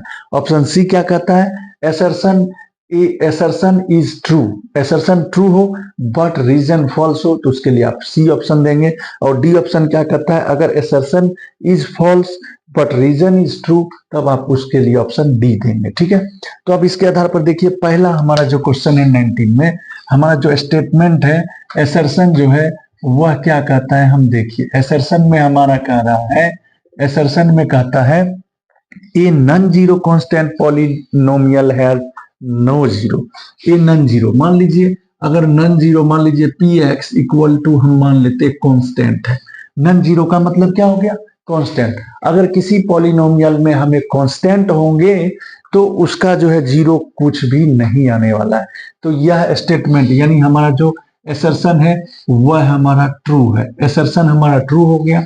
अब देखिए रीजन में हमें क्या कह रहा है, रीजन में हमें कह रहा है क्या, द जीरो ऑफ पॉलिनोमियल जो है 2x माइनस 5 इज 5/2। तो अब चलिए ये जो हमारा पॉलिनोमियल दिया हुआ है p x equal to 2x minus 5, इसका जीरो फाइंड करते हैं, तो जीरो फाइंड कीजिएगा दोस्तों। तो अब देखिए 2x minus 5 equal to zero होगा और x की जो वैल्यू निकालिएगा ये माइनस है, उधर जाएगा प्लस और ये मल्टीप्लाई हो जाएगा डिवाइड, यानी 5/2 होगा, यानी यह भी हमारा ट्रू है, यानी एसर्शन और रीजन दोनों ट्रू है बट यहां पर जो है, यहां पर जो रीजन है वह एसर्शन का एक्सप्लेनेशन नहीं कर रहा है, दोनों अलग अलग चीज है बट दोनों ट्रू है। तो इसके आधार पर हम कह सकते हैं कि जब A is true and B is also true but B is not explanation of A, then it, यहाँ इसके लिए जो आप ऑप्शन देंगे वह ऑप्शन B होगा, यानी इसका ऑप्शन B जो होगा वह सही होगा। ए और बी दोनों ट्रू है बट ए जो है, बी जो है ए का एक्सप्लेनेशन नहीं कर रहा है, तो इसलिए इसका ऑप्शन बी होगा। ठीक है, तो ऑप्शन बी होगा, तो आप इसको स्क्रीनशॉट ले ले। अब मैं आपको नेक्स्ट क्वेश्चन 20 के बारे में बताता हूं। दोस्तों अब मैं आपको क्वेश्चन नंबर 20 के बारे में बताता हूं। 20 नंबर क्वेश्चन में देखिए स्टेटमेंट क्या कह रहा है एसर्शन में, in given figure A C B is a straight line, angle A C D equal to 72 degree, angle A C D 72 degree है। और रीजन में देखिए आपको क्या बोल रहा है, स्टेटमेंट में रीजन में कह रहा है if a ray stands on a line then the sum of two adjacent angles so form is 180 degree. तो पहला नंबर हम पहले देखते हैं क्या स्टेटमेंट जो है क्या ट्रू है। तो चलिए स्टेटमेंट क्या कहता है, आपको पता है कि यहाँ पर जो होंगे यह एक स्ट्रेट लाइन है, हमें पहले ही कह दिया है। तो ए बी जब स्ट्रेट लाइन है, आपको पता है कि स्ट्रेट लाइन पर जो एडजेसेंट एंगल होते हैं उनका सम 180 डिग्री होते हैं। तो इसके आधार पर हम कह सकते हैं कि एंगल ए सी डी यानी this angle plus this angle यानी एंगल बी सी डी जो होंगे इन दोनों का सम होंगे 180 डिग्री। रीजन में क्या लिखिएगा, लीनियर पेयर, और लीनियर पेयर का सम होता है 180 डिग्री। तो ए सी डी हमारा है 2x और यहाँ पर बी सी डी हमारा है 3x, तो इन दोनों का सम होगा 180 डिग्री। ये हो गया आपको 5x इक्वल टू 180 डिग्री। तो x की वैल्यू आप निकालिएगा तो 180 डिग्री में आप 5 से डिवाइड कीजिएगा तो ये होगा कितना, यह हो जाएगा आपको 36 हो जाएंगे। तो यानी आपको x की वैल्यू 36 हुआ। अब देखिए एंगल ए सी डी निकालिएगा, ए सी डी हमारा है 2x यानी 2 इंटू 36 डिग्री यानी यह 72 डिग्री हो गया। तो assertion is true, assertion true है। और यहाँ पर देखिए आपको जो रीजन है वह भी कह रहा है क्या, रीजन में आपको क्या कहता है कि रीजन में कहता है if a ray stands on a line then the sum of adjacent angles so form is 180 degree, यानी यह सही बात बता रहा है, यानी असर्शन भी हमारा सही हुआ और रीजन भी सही हुआ, और रीजन जो है वह असर्शन का सही एक्सप्लेनेशन कर रहा है। तो इसके आधार पर हम कह सकते हैं कि इसका जो ऑप्शन ए होगा वह होगा ऑप्शन ए, क्योंकि ऑप्शन ए में असर्शन भी सही है, रीजन भी सही है, और रीजन जो है सही एक्सप्लेनेशन कर रहा है असर्शन का। तो इसके आधार पर हम कह सकते हैं इसका ए आंसर होगा। तो दोस्तों अभी मैं आपको क्वेश्चन 20 नंबर बता दिया असर्शन रीजन से रिलेटेड। अब मैं आपको अभी तक में 1 to 21 मार्क्स के क्वेश्चन बताए, अब मैं आपको 2 मार्क्स के क्वेश्चन बताऊंगा जो कि सेक्शन बी होंगे, और 2 मार्क्स के 5 क्वेश्चन होंगे, तो उसे हम जल्दी से सॉल्व करते हैं दोस्तों। अब मैं आपको क्वेश्चन नंबर जो है 21 बताऊंगा, यानी सेक्शन बी में जानेंगे। सेक्शन बी में देखिए क्वेश्चन आपको 2 मार्क्स के होंगे, 2 मार्क्स के 5 क्वेश्चन होंगे। तो चलिए देखिए आपको 2 मार्क्स में पहला क्वेश्चन क्या कर रहा है, 21 number. Find value of x if 3/5 पे पावर एक्स इंटू 5/3 पे पावर 2x इक्वल टू 125/27। यानी इस क्वेश्चन में आपको x की वैल्यू को फाइंड करना है। तो चलिए हम कैसे सॉल्व करेंगे वो देखते हैं। सबसे पहला नंबर, यह जो 3/5 है पे पावर x है इंटू 5/3 पे पावर 2x है।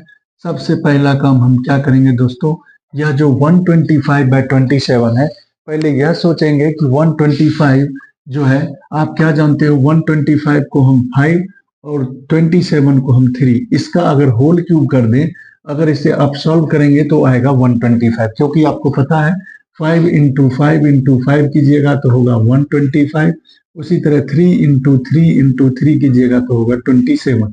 यानी हम क्या कह सकते हैं कि 5/3 यानी 125/27 को हम लिख सकते हैं 5/3 पे पावर 3। अब आप देख रहे हैं यहाँ भी 5/3 आ गया, यहाँ भी 5/3 आ गया, यहाँ 3/5 है, तो ऐसा करते इसे भी हम 5/3 कर लेते हैं।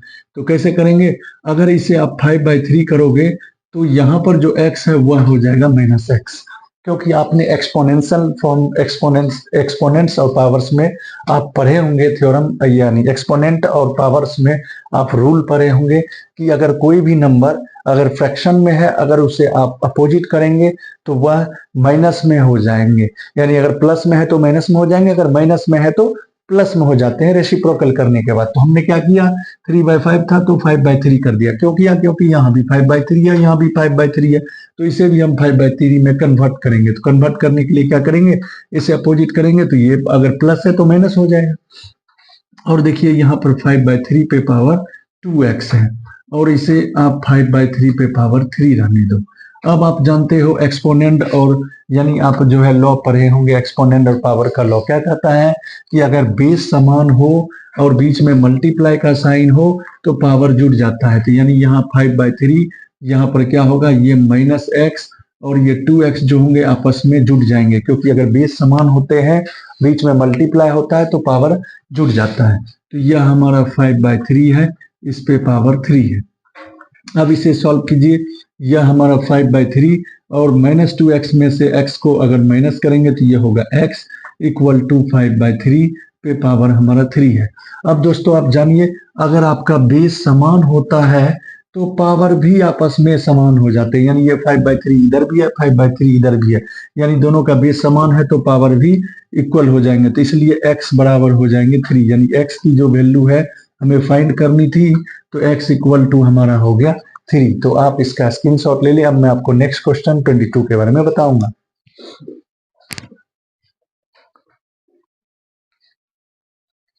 तो देखिए दोस्तों, अब आपको क्वेश्चन नंबर 22 क्या कहता है, find 2 irrational numbers between 1/7 and 2/7।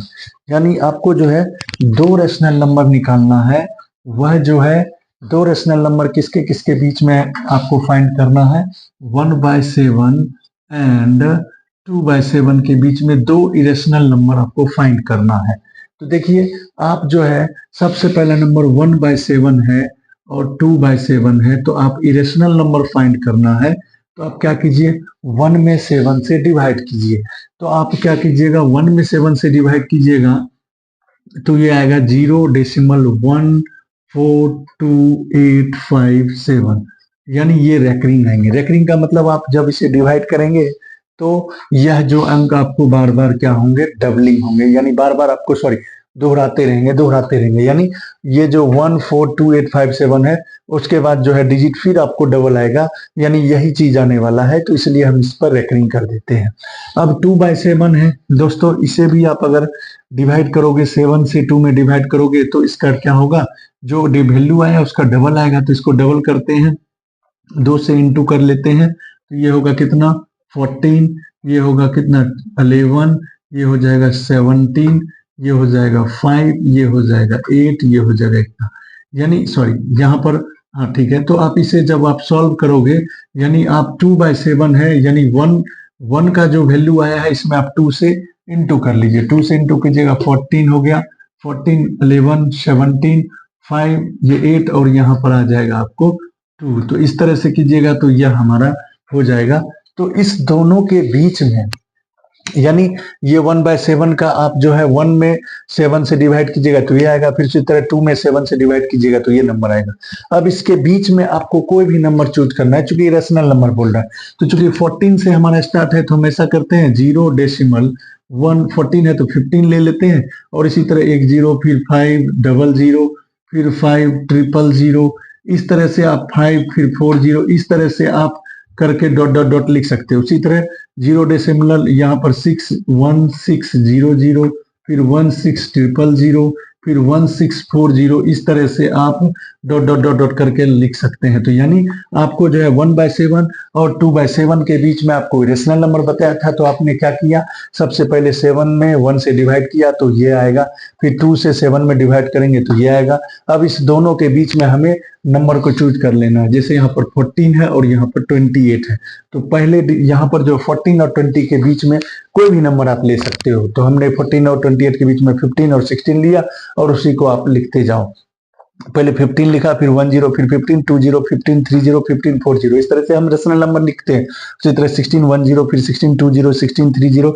इस तरह से करते जाएंगे तो यह हम इस तरह से हम फाइंड कर सकते हैं इरेशनल नंबर। तो आप इसका स्क्रीनशॉट ले ले। अब मैं आपको नेक्स्ट क्वेश्चन 23 के बारे में बताऊंगा। दोस्तों अब देखिए 22 में आपको और में करके क्वेश्चन दिया हुआ है, सिंप्लीफाई √45 - 3√22 + 4√5, यानी इसे आप सिंप्लीफाई कीजिए तो आपका क्या आंसर होगा। तो चलिए क्या आंसर होने वाला है, तो चलिए हम सबसे पहले नंबर 45 को फैक्टराइजेशन करते हैं। अगर बड़े नंबर है तो उसे फैक्टराइजेशन कर लेंगे, तो फैक्टराइजेशन कीजिएगा 3 से 15 बार में 45, फिर 3 से कीजिएगा 5। तो अब आप यहाँ पर देखिए क्या होगा, हम 45 को क्या लिख सकते हैं 3 × 3 × 5, ठीक है। उसी तरह बड़ा नंबर जो भी होगा 20 को हम क्या लिख सकते हैं 2 × 2 × 5, और जो हमारा है लास्ट वो 4√5 है, इसे रहने देंगे 4√5 हो गया। अब देखिए, अब आप जानते हो कि रूट में दो नंबर में से जब 2 पेयर लगता है तो वो बाहर हो जाते हैं, तो हम 3 को बाहर करेंगे तो होगा 3/5। उसी तरह यहाँ पर हम इसे बाहर कर लेंगे, 3 पहले से है, ये इधर बाहर आ जाएगा और √5 के अंदर हो जाएगा, और प्लस ये 4√5 है। तो इसके आधार पर आप क्या कह सकते हो कि आप देख रहे हो क्या, इसे अगर सॉल्व करते हैं ये हो गया 3√5, इसे कीजिएगा 6√5 और यह हो गया 4√5। अब आप देख रहे हो सभी में √5 क्या है, कॉमन है, तो √5 आप क्या करिए दोस्तों, कॉमन ले लीजिए, तो यहाँ पर बच गया 3, यहाँ पर बच गया 6 और यहाँ पर बच गया 4।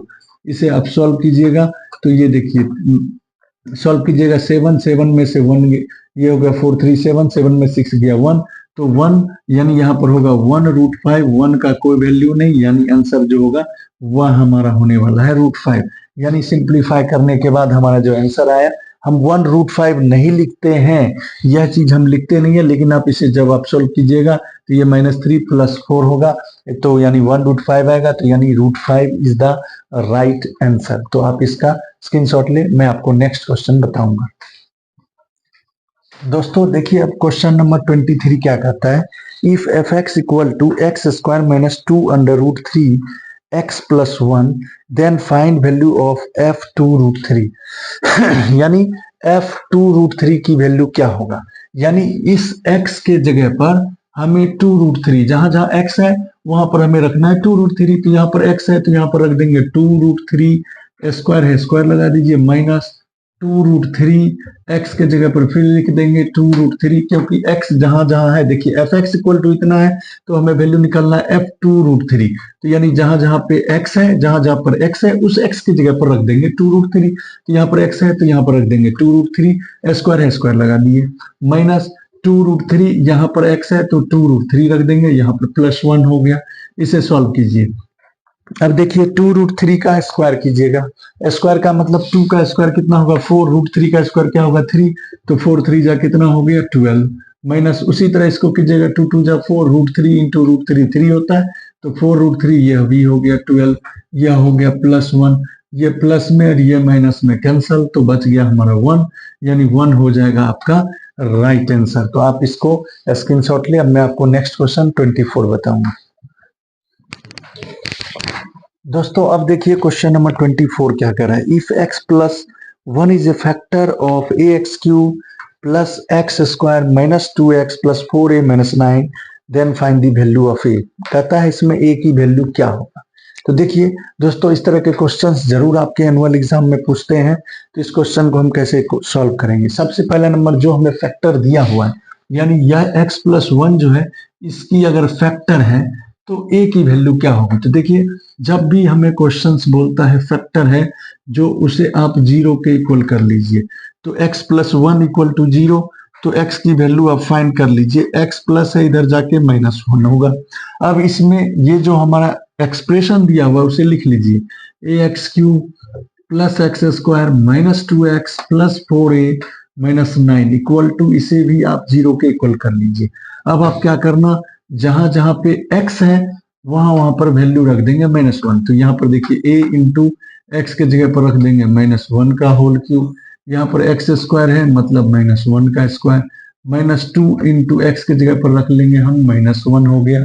फिर यहाँ पर देखिए दोस्तों 4a माइनस 9 इक्वल टू 0, यानी हमने क्या किया, सबसे पहला नंबर जो फैक्टर दिया हुआ है उसे 0 के इक्वल करके x की वैल्यू को फाइंड कर लिया, और फिर इस एक्सप्रेशन में जहां जहां x है वहां 1 रख दिए, तो x यहाँ पर 1 है तो 1 की जगह पर -1 का क्यूब, यहाँ x स्क्वायर है तो -1 का स्क्वायर, -2x है -1 रख दिए, 4a माइनस 9। अब इसे सॉल्व करेंगे। अब देखिए दोस्तों 1 का क्यूब करेंगे, -1 का क्यूब करेंगे -1 होगा, तो -1 इंटू a करेंगे तो यहाँ होगा -a, -1 का स्क्वायर करेंगे तो +1 होगा, और ये -2 -1 ये +2 होगा, यहाँ पे +4a माइनस 9 इक्वल टू 0। अब यहाँ पर देखिए दोस्तों यह दोनों को एक साथ कर लेंगे, 4a में से a गया, 4a में से a को माइनस कीजिएगा 3 होगा, 2 + 3 कितना, 2 + 1 कितना हो जाएगा 3, -9 इक्वल टू 0 होगा। यहाँ पर 3a, इसे आप जब सॉल्व कीजिएगा ये -6 होगा, और ये 6 उधर चला जाएगा, 3a ये माइनस उधर जाके प्लस हो जाएगा, तो a इक्वल टू क्या होगा 6/3, 6 को 3 से कट कर लीजिए तो ये होगा 2, तो यानी a की वैल्यू हमें फाइंड करना था, तो a की वैल्यू हमें आ गया 2। तो आप इस क्वेश्चन को स्क्रीनशॉट ले लीजिए, इसी में और पार्ट है उसे अब मैं बताऊंगा। देखिए दोस्तों अब आपको क्वेश्चन नंबर 24 में और पार्ट में है, for what value of m, यानी m की क्या वैल्यू होगी यदि x if x³ minus 2mx square plus 16 is divisible by x plus 2। तो x प्लस 2 से डिविजिबल है तो इसमें m की वैल्यू क्या होगी। देखिए दोस्तों इस तरह के क्वेश्चन होंगे तो आप रिमाइंडर थ्योरम लगाएंगे।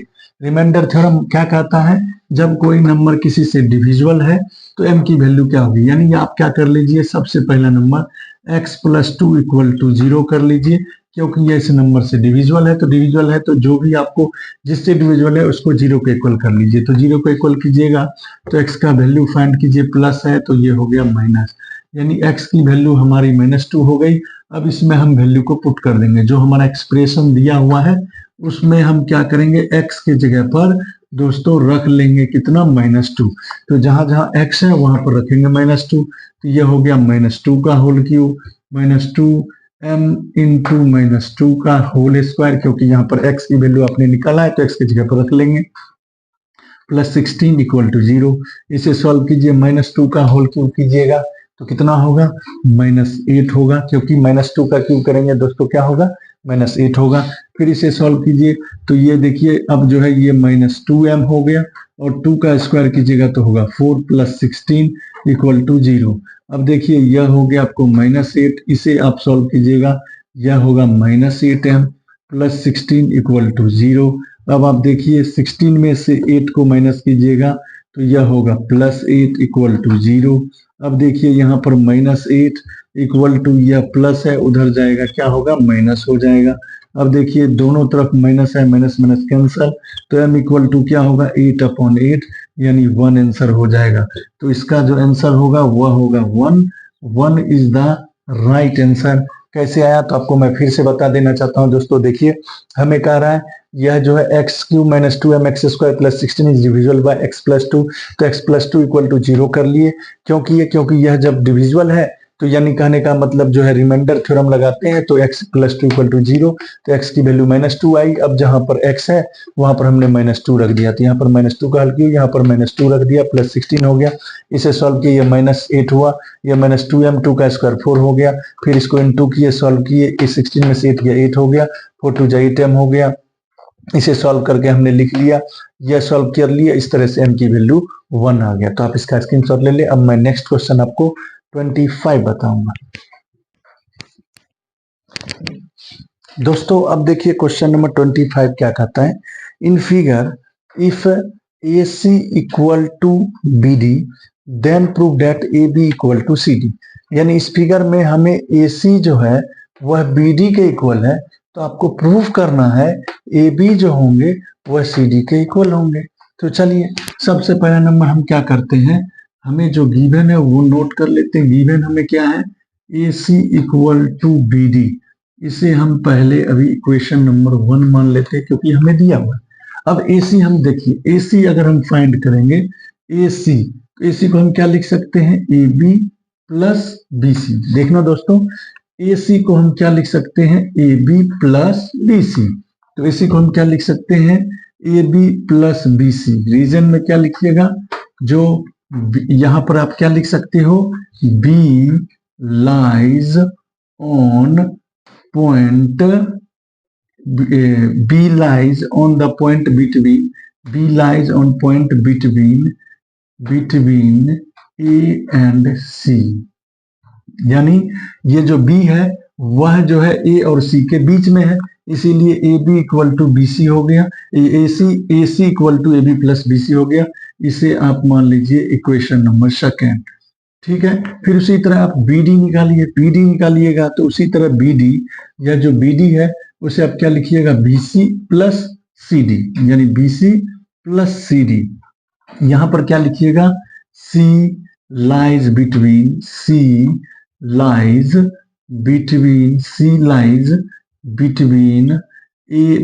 जो है lies between B and D, यानी C जो पॉइंट लाइज करता है वह किसके बीच में लाई करता है, तो B और D के बीच में लाई करता है। तो इसे हम मान लेंगे इक्वेशन नंबर 3, इक्वेशन नंबर 3 मान लीजिए। अब आप यहाँ पर देखिए, हमारा जो इक्वेशन फर्स्ट है उसमें इस दोनों वैल्यू को हम रखते हैं, तो यहाँ पर लिखते हैं सब्स्टिट्यूटिंग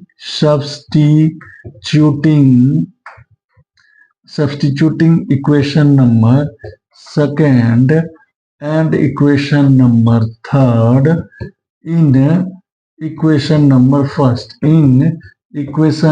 1, यानी आपका जो इक्वेशन फर्स्ट है उसमें आप क्या कीजिए, सेकंड और थर्ड की वैल्यू को पुट कीजिए।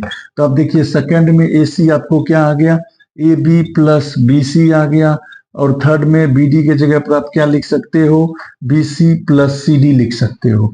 अब आप यहाँ पर देखो दोस्तों, यह AB है प्लस यह BC है, ये BC इधर आ जाएगा तो माइनस BC हो जाएगा, और यहाँ CD बचेगा, ये BC cancel, therefore AB equal to CD। यही हमें दोस्तों प्रूव करना था और यही हमारा फाइनल हो गया, यह हमारा प्रूव हो गया। फिर से मैं आपको बता देना चाहता हूँ, एक बार देखिए, हमें जो है क्वेश्चन में AC इक्वल टू BD है, तो प्रूव करना है हमें AB इक्वल टू CD। तो हमने क्या किया, AC को पहले AC इक्वल टू BD हमें दिया था, इसको इक्वेशन फर्स्ट मान लिए, ये हमें क्वेश्चन में ही दिया था। अब AC की वैल्यू निकाले, AC, तो AC को क्या लिख सकते हो, AB प्लस BC, तो वही लिखा AB प्लस BC। क्यों लिखा? क्योंकि बी जो है वह ए और सी के बीच में है, तो जब बीच में होता है तो यह प्लस यह इक्वल होगा। उसी तरह बी डी को हमने क्या लिखा? B C plus C D. क्यों लिखा? क्योंकि सी जो है बी और डी के बीच में है। अब क्या किए? इस दोनों वैल्यू को यहां पर पुट कर दिए, यानी ए सी के जगह पर हमने लिख दिया A B plus B C और बी डी के जगह पर हमने लिख दिया B C plus C D. अब बी सी को इधर कर लेते हैं तो बी सी प्लस में इधर आकर माइनस बी सी कैंसिल, तो A B equal to C D. यही प्रूव करना था, आपको प्रूव हो गया। तो दोस्तों ये सारे जो क्वेश्चंस मैंने आपको बताए हैं आपके एग्जाम के व्यू से बहुत ही इंपॉर्टेंट क्वेश्चन है। अगर आप इन सारे क्वेश्चंस को सॉल्व कर लेते हैं तो आपको क्या होगा? आपके एग्जाम में अच्छे मार्क्स आने की पॉसिबिलिटी 100% है। अगर आप इन सारे क्वेश्चंस को सॉल्व करोगे तो इसी पर बेस्ड अपॉन आपको क्वेश्चंस आएंगे। भले डिजिट थोड़ा सा इधर उधर चेंज होगा लेकिन इसी टाइप के क्वेश्चंस आएंगे 100%। आप इसे तैयारी कीजिए, प्रैक्टिस कीजिए। जितना प्रैक्टिस करेंगे दोस्तों उतना आपके एग्जाम में अच्छे मार्क्स आएंगे। दोस्तों और जिन्होंने हमारे चैनल को अभी तक सब्सक्राइब नहीं किया, हमारे चैनल को सब्सक्राइब करें। जितना हो सके हमारे वीडियो को लाइक करें, शेयर करें। Thank you. और मैं आपको नेक्स्ट वीडियो लेके अगले पार्ट में आऊंगा। Thank you.